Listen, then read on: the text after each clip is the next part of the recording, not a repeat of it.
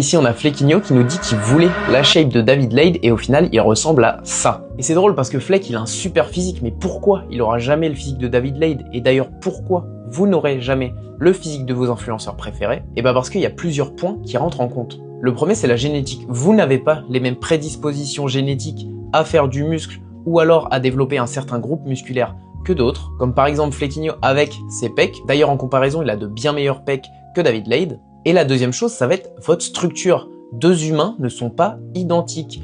Vous avez des différences au niveau de votre structure, au niveau des os, au niveau des tendons, des muscles, au niveau des insertions de vos muscles.